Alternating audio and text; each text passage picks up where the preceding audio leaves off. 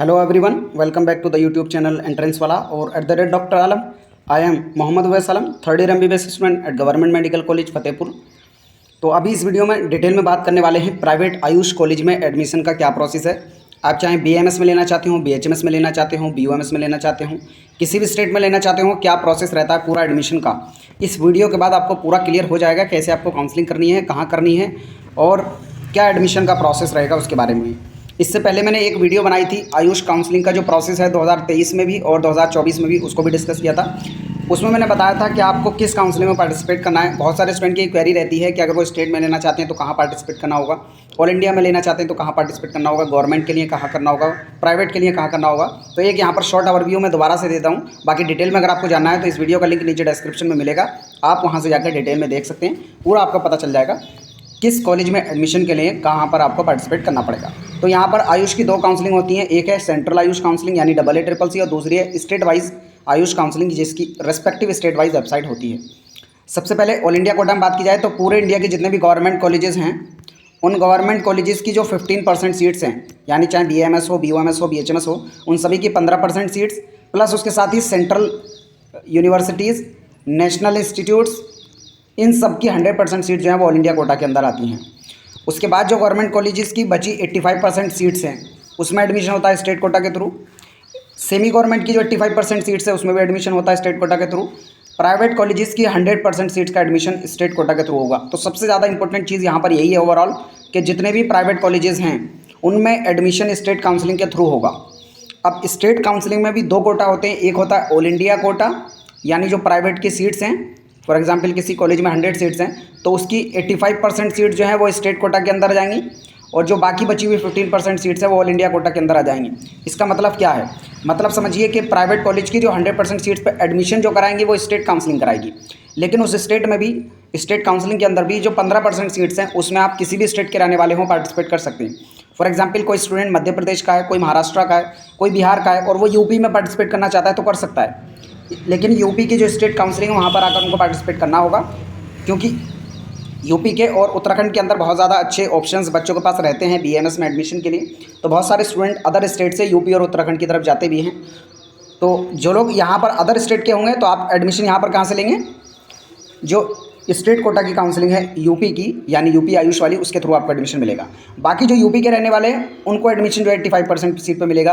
और एक और चीज़, जितने भी स्टूडेंट प्राइवेट में एडमिशन लेना चाहते हैं आपको डोमिसाइल की ज़रूरत नहीं है, आप डायरेक्टली पूरे इंडिया में कहीं के भी रहने वाले हों पार्टिसिपेट कर सकते हैं। जबकि जो गवर्नमेंट और सेमी गवर्नमेंट सीट्स होती हैं उसके लिए आपको डोमिसाइल होना ज़रूरी है।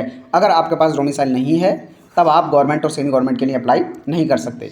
फॉर एग्जाम्पल कोई दूसरे स्टेट का रहने वाला है, कोई बिहार, वेस्ट बंगाल या महाराष्ट्र, मध्य प्रदेश, और वो यूपी में आके गवर्नमेंट सीट लेना चाहता है तो उसके पास सिर्फ एक ही ऑप्शन बचता है कि वो ऑल इंडिया कोटा से ले। यूपी स्टेट कोटा के थ्रू उसको नहीं मिलेगा क्योंकि उसके पास डोमिसाइल नहीं है। लेकिन प्राइवेट के लिए क्योंकि 100% सीट का जो एडमिशन है वो स्टेट काउंसलिंग के थ्रू होगा तो आप किसी भी स्टेट के रहने वाले हों यहाँ पर एडमिशन मिल जाएगा। अब मैं डिटेल में एडमिशन बता देता हूँ, यहाँ पर आपको पता चल गया होगा कि कैसे एडमिशन मिलेगा, यानी स्टेट कोटा के थ्रू मिलेगा। तो यहाँ पर सबसे पहले बात देखनी है admission in private Ayush college. तो जिस भी प्राइवेट आयुष कॉलेज में आप एडमिशन लेना चाहते हैं, सबसे पहले आपकी एलिजिबिलिटी क्राइटेरिया की बात की जाए तो आपके मार्क्स जो हैं क्वालिफाइंग से अबव होने चाहिए, तभी आप पार्टिसिपेट कर सकते हैं। अब इसमें बहुत सारे स्टूडेंट ऐसे होंगे जिनके क्वालिफाई मार्क्स से कम हैं, तो ऐसे स्टूडेंट को चाहिए कि अभी वो वेट करें चैनल के साथ, लेकिन बने रहें, क्योंकि जब परसेंटाइल रिड्यूस होगी, अभी परसेंटाइल रिड्यूस होगी, जितने भी मार्क्स अभी हैं तो इनसे रिड्यूस होकर जब कम मार्क्स पर परसेंटाइल आ जाएगी कट ऑफ, तब आप जो है प्राइवेट कॉलेज में एडमिशन ले पाएंगे।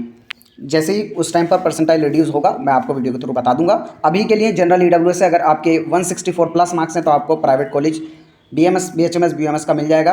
OBC SC ST हैं तो 129 मार्क्स पे, अनरिजर्व EWS PWD हैं तो 146, OBC SC ST PWD हैं तो 129 मार्क्स हैं, तो आपके एडमिशन जो है प्राइवेट कॉलेज में मिल जाएगा। तो ये तो हो गई एलिजिबिलिटी क्राइटेरिया, यानी इतने मार्क्स अगर आपके नीट में हैं तब एडमिशन मिल जाएगा। और एक और चीज़ बहुत सारे स्टूडेंट का रहता है कि क्या बिना नीट के एडमिशन मिल सकता है, तो नहीं मिल सकता, आपको नीट क्वालिफाई करना मस्ट है तभी आपको एडमिशन मिलेगा।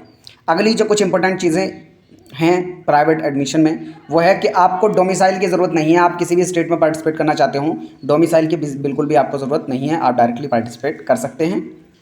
अब क्या क्या अमाउंट लगता है, कितनी फ़ीस रहती है, सब मैं आपको बता देता हूँ। अब जो भी काउंसलिंग आप करते हैं उसमें जो है टोटल 3 स्टेप होते हैं, मैं आपको बताता हूँ। सबसे पहला स्टेप आपका होता है रजिस्ट्रेशन। कहाँ पर?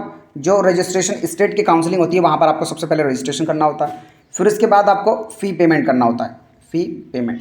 अब फीस पेमेंट में दो तरह की फ़ीस होती है, एक होती है रजिस्ट्रेशन फ़ीस जो नॉन रिफंडेबल है। अब कहीं पर 1000 है, कहीं पर 2000 है, तो ये स्टेट टू स्टेट वेरी कर सकता है। जैसे यूपी के अंदर जो है 2000 रुपये है, ऑल इंडिया कोटा के अंदर 1000 रुपये है। तो इस तरह से अलग अलग काउंसलिंग में अलग अलग रजिस्ट्रेशन फीस लग सकती है। यूपी के अंदर ये 2000 है, तो मैक्सिमम स्टेट में जो मैक्सिमम अमाउंट होगा वो 2000 होगा रजिस्ट्रेशन का। सिक्योरिटी अमाउंट की बात की जाए तो गवर्नमेंट के लिए अलग होती है, प्राइवेट के लिए अलग होती है। तो प्राइवेट के लिए अलग अलग स्टेट में अलग अलग है, लेकिन मैक्सिमम जो है वो यूपी के अंदर जैसे देखेंगे 50,000 है। अदर स्टेट में भी जो मैक्सिमम अमाउंट है वो 50,000 है। कुछ जगहों पर 30,000, 20,000, इस तरीके से स्टेट टू स्टेट वेरी कर सकता है। तो ये अमाउंट रहेगा। कुछ जगहों पर वही फीस को ऐड कर दिया जाता है, लेकिन कुछ जगहों पर जो सिक्योरिटी अमाउंट है वो वापस आ जाता है। जैसे यूपी के अंदर जो सिक्योरिटी अमाउंट है ये वापस आपका आ जाता है। जब आपको जो भी कॉलेज अलॉट होता है उसमें आपको एडमिशन ले लिया अगर आपने, तो आपका सिक्योरिटी अमाउंट है वापस आ जाएगा। या फिर आपको कोई भी सीट नहीं मिलती है, यानी आपने चॉइस फिलिंग की थी उसमें कोई भी कॉलेज नहीं मिला, तब भी आपका सिक्योरिटी अमाउंट वापस आ जाएगा। अब इसमें ही काउंसलिंग के टाइम पर कुछ स्टेट ऐसे होते हैं, कुछ राउंड, यानी कुछ राउंड के अंदर आपके पास फ्री एग्जिट का ऑप्शन होता है। फ्री एग्जिट क्या होता है, यानी उसमें अगर आपको सीट मिल जाती है काउंसलिंग के टाइम, तो आप उस सीट को अगर छोड़ते हैं फ्री एग्जिट के अंदर, तब आपकी जो सिक्योरिटी अमाउंट है वो बचा हुआ रहता है। लेकिन अगर उस राउंड में फ्री एग्जिट नहीं है, तब आप अगर सीट मिलने के बाद छोड़ते हैं यानी एडमिशन नहीं लेते हैं, तो आपकी सिक्योरिटी अमाउंट जो है वो जब्त कर लिया जाता है, आपको वापस नहीं मिलता है। और कुछ राउंड काउंसलिंग कैसे होते हैं, जहाँ पर अगर आपको कॉलेज मिला और आपने नहीं लिया तो उसके बाद हर काउंसलिंग से आपको बाहर कर दिया जाता है। आप किसी भी काउंसलिंग में पार्टिसिपेट नहीं कर सकते, ना ही ऑल इंडिया, ना ही स्टेट, ना ही किसी और काउंसलिंग में पार्टिसिपेट कर सकते हैं। तो ये सारी चीज़ें जो है बहुत इंपॉर्टेंट हो जाती हैं काउंसलिंग के रिगार्डिंग से।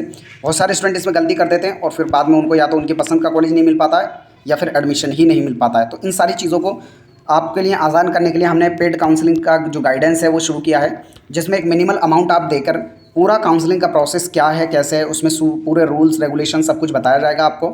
कॉलेजेस की प्रेफरेंस लिस्ट आपको दी जाएगी, शुरू से लास्ट तक all India quota, state quota सब कुछ आपको कराया जाता है। और अभी इसका जो अमाउंट है वो 1500 रुपये है पूरी पेड काउंसलिंग गाइडेंस का, जिसमें आप पूरा काउंसलिंग का गाइडेंस जो है ले सकते हैं। तो जो स्टूडेंट चाहें पेड काउंसलिंग ले सकते हैं, वहाँ पर आपके सभी डाउट्स को भी सॉल्व किया जाएगा, पूरा काउंसलिंग का प्रोसेस भी।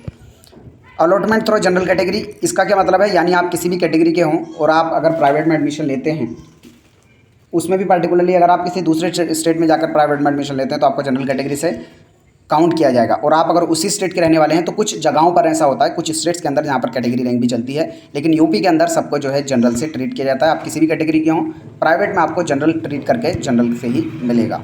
इसका मतलब क्या है, तो बहुत सारे स्टूडेंट सोचेंगे कि फॉर एग्जाम्पल कोई ओबीसी स्टूडेंट है और उसके मार्क्स 130 हैं, तो इस साल के हिसाब से तो वो क्वालिफाइड है, लेकिन वो सोचेगा अगर मुझे जनरल से काउंट किया जा रहा है तो फिर तो मुझे सीट नहीं मिलेगी।